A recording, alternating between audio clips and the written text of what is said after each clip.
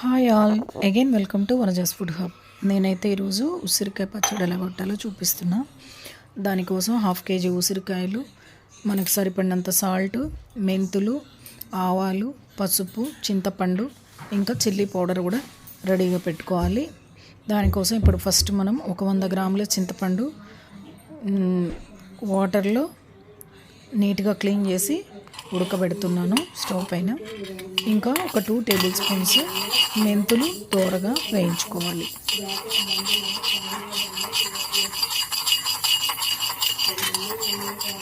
మెంతులు వేగుతున్నప్పుడు మంచి స్మెల్ బయటకు వస్తుంది.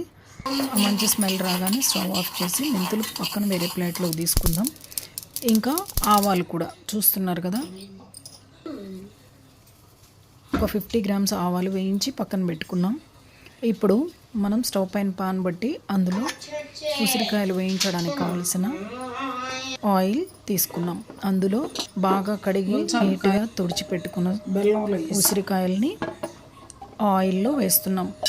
మనం ఇప్పుడు డీప్ ఫ్రై చేయని అవసరం లేదు. ఒక పక్కన చింతపండు ఉడికిపోతుంది, చూస్తున్నారు కదా. కొద్దిగా వాటర్లోనే ఉడికించుకోవాలి.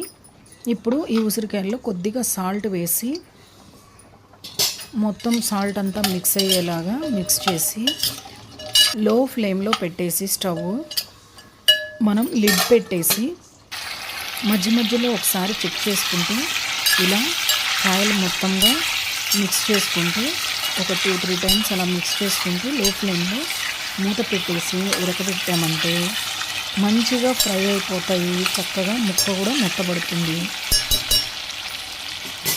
చూసారు కదా అలా ఫ్రై అవుతున్నాయి.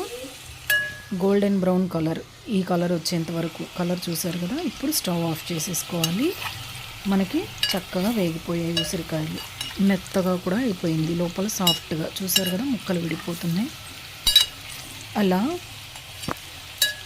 వీటిని చల్లార్చుకోవాలి. స్టవ్ ఆఫ్ చేసి పక్కన పెట్టేసి చల్లారనివ్వాలి. ఇది చల్లారేలోపు మనం చింతపండు మంచిగా గుజ్జంతా అలా వడకట్టుకుంటున్నాం. చక్కగా చింతపండు పులుసంతా వడకట్టేసి ఒక గ్లాసు సాల్ట్, ఆరిపోయింది కంప్లీట్గా.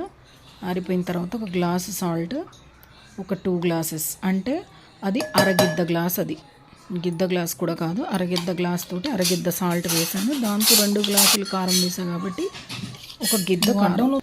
ఇంకా ఒక 4 టేబుల్ స్పూన్స్ ఆవాల పొడి, ఒక 1 టేబుల్ స్పూన్ మెంతులు,